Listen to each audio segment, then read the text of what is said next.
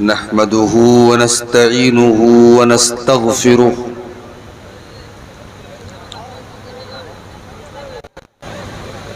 ونعوذ بالله من شرور أنفسنا ومن سيئات أعمالنا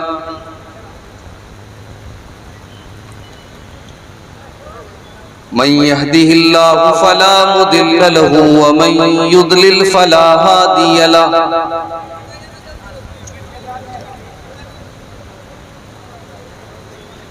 وأشهد أن لا إله إلا الله وحده لا شريك له وأشهد أن محمدًا عبده ورسوله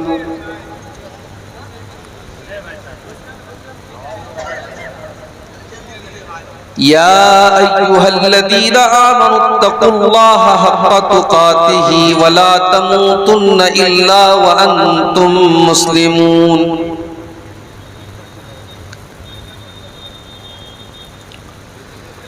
يا أيها الناس اتقوا ربكم الذي خلقكم من نفس واحدة وخلق منها زوجها وبث منهما رجالا كثيرا ونساء واتقوا الله الذي تساءلون به والأرحام إن الله كان عليكم رقيبا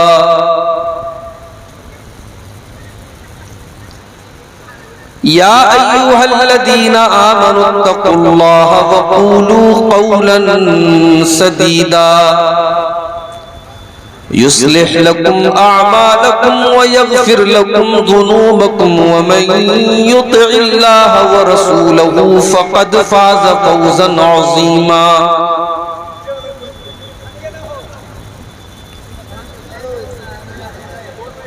اما بعد فإن خیر الحدیث کتاب اللہ. ارے بس کرو بھائی، اب بیٹھ جاؤ اللہ کے واسطے، پہلے سے سیٹ کر لیا کرو، بیٹھ جاؤ، ڈسٹرب ہوتا ہے بھائی صاحب.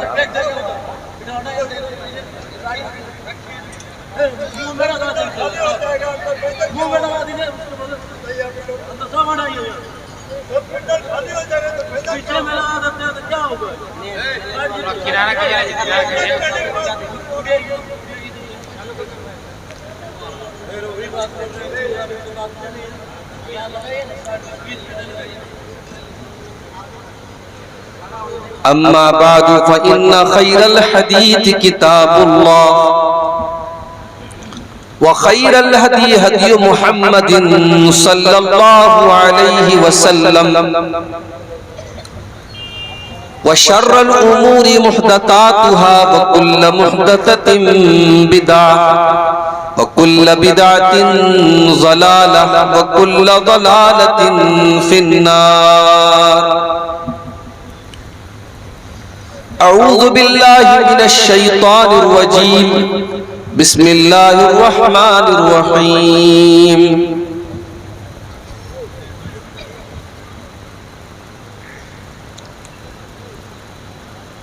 الذين يتبعون الرسول النبي الأمي الذي يجدونه مكتوبا عندهم في التوراة والإنجيل يأمرهم بالمعروف وينهاهم عن المنكر ويحل لهم الطيبات ويحرم عليهم الخبائث ويضع عنهم إصرهم والأغلال التي كانت عليهم فالذين آمنوا به وعزروه ونصروه واتبعوا النور الذي أنزل معه أولئك هم المفلحون.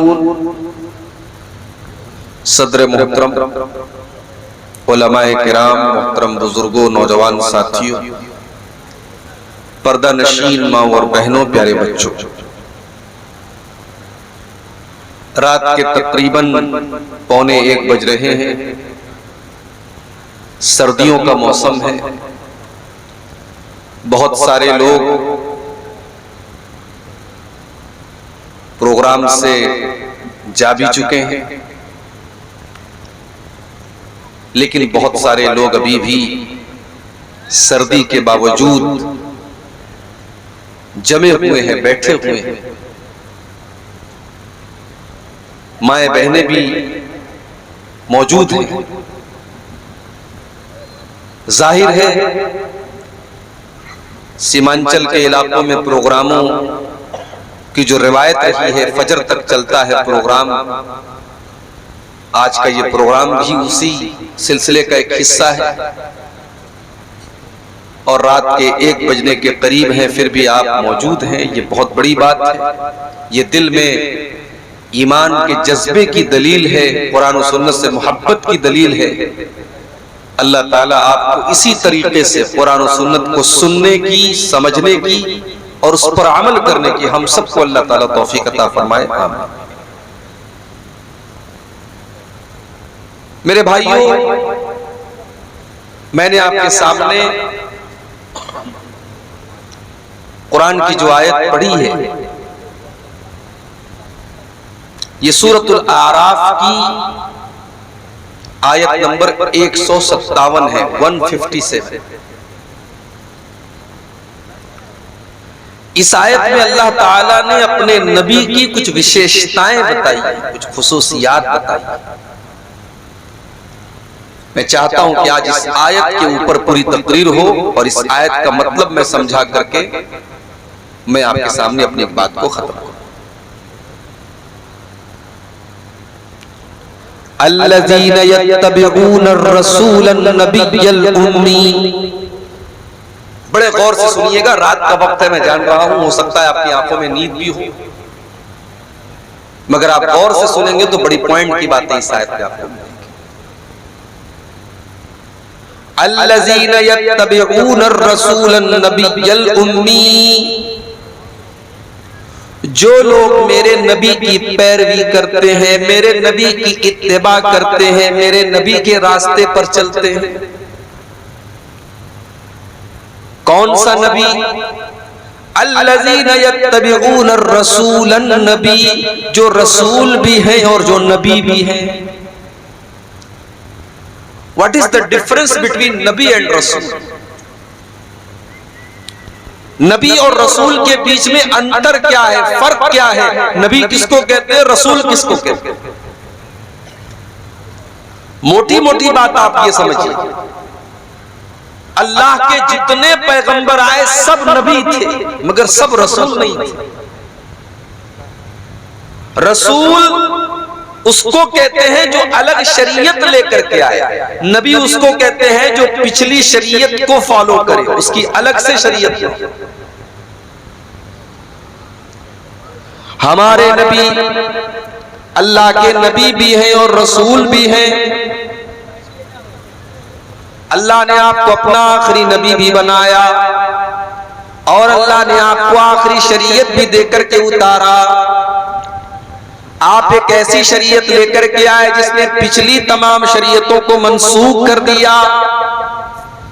ہمارے نبی کے آنے کے بعد اب موسیٰ علیہ السلام کی شریعت بھی نہیں چلے گی، عیسیٰ علیہ السلام کی شریعت بھی نہیں چلے گی، ابراہیم علیہ السلام کی شریعت بھی نہیں چلے گی، کسی نبی کی شریعت نہیں چلے گی.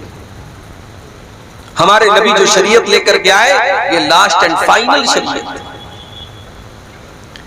ان الدین عند اللہ الاسلام. اللہ تبارک و تعالیٰ کے نزدیک اب اگر کوئی دین سویکار کیا جائے گا، ایکسپٹ کیا جائے گا، قبول کیا جائے گا، تو اسلام ہی قبول کیا جائے گا. وَمَن يَبْتَغِ غَيْرَ الْإِسْلَامِ دِينًا فَلَن يُقْبَلَ مِنْهُ. اسلام کو چھوڑ کر کے کوئی اور دین پر چلنے والا اللہ کی بارگاہ میں کامیاب نہیں ہو سکتا.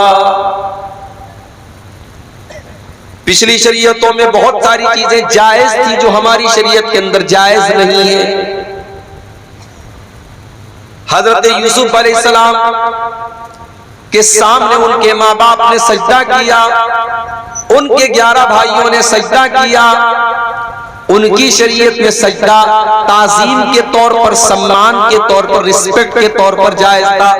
اللہ کے آخری نبی کی شریعت میں سجدہ کرنا کسی کو جائز نہیں، اللہ کو چھوڑ کر. ہماری شریعت میں کسی کو سجدہ نہیں کر سکتا. جتنا بھی سمان کر لیں، رسپیکٹ کر لیں، احترام کر لیں، سجدہ نہیں کر سکتے، سر نہیں جھکا سکتے۔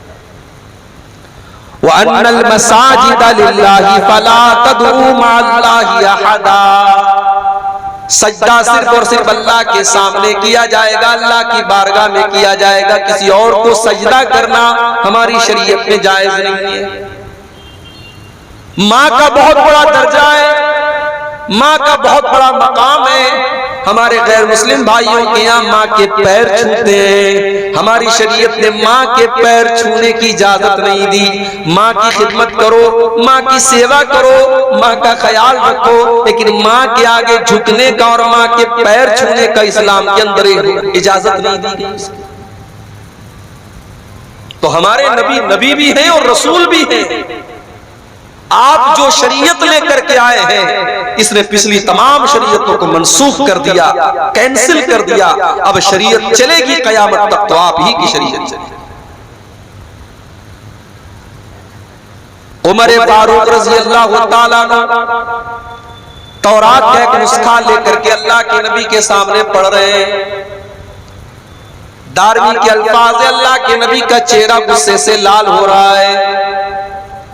عمر فاروق کی نظریں تو اس کتاب کی طرف ہیں، وہ اللہ کے نبی کا چہرہ نہیں دیکھ رہے ہیں۔ ابو بکر صدیق نے فرمایا سکلت السواکر یا عمر، اے عمر تجھے کھونے والیاں کھو دیں، تجھے گم کرنے والیاں گم کر دیں، کیا تو اللہ کے نبی کا چہرہ نہیں دیکھ رہا ہے؟ جب حضرت عمر نے نظریں اٹھا کر کے اللہ کے نبی کا تمتماتا ہوا چہرہ دیکھا، فوراً تورات کے نسخے کو زمین پر پھینک دیا اور کہنے لگے رضیت باللہ ربا وبمحمد رسول وبالاسلام دینا، اے اللہ کے نبی میں اللہ کو اپنا رب مانتا ہوں، میں اسلام کو اپنا دین مانتا ہوں، اور میں محمد صلی اللہ علیہ وسلم کو اللہ کا رسول مانتا ہوں۔ اب ذرا جملہ سنو اللہ کے نبی نے کیا کہا۔ آپ نے فرمایا کہ اے عمر، اس اللہ کی قسم جس کے ہاتھ میں میری جان ہے، لو کان موسیٰ حیًّا، اگر آج موسیٰ علیہ السلام بھی زندہ ہو جائیں، وَأَدْرَكَ نُبُوَّتِي، اور میری نبوت کا زمانہ موسیٰ علیہ السلام بھی پا جائیں، مَا وَسِعَهُ إِلَّا اتِّبَاعِي، تو موسیٰ علیہ السلام کو بھی میری پیروی کرنی پڑے گی، ان کو بھی میری شریعت پر چلنا پڑے گا۔ میرے دور میں اگر موسیٰ بھی آ جائیں تو موسیٰ کی شریعت نہیں چلے گی۔ او لوگوں، جب موسیٰ کی شریعت میرے نبی کی شریعت کے اندر نہیں چل سکتی، تم نے اپنے بزرگوں کی شریعت کو کیوں چلانا شروع کر دیا؟ تم نے اپنے بڑوں کی شریعت کو کیوں چلانا شروع کر دیا؟ تم نے اپنے اماموں کی شریعت کو کیوں چلانا شروع کر دیا؟ رب کا قرآن پڑھا جائے، نبی کا فرمان پڑھا جائے، اور اس کے بعد کوئی کہے کہ میرے امام نے یہ کہا، میرے بزرگوں نے یہ کہا، میرے بڑوں نے یہ کہا، اس سے بڑھ کے شرم کی بات اور اس سے بڑھ کے افسوس کی بات کیا ہوگی؟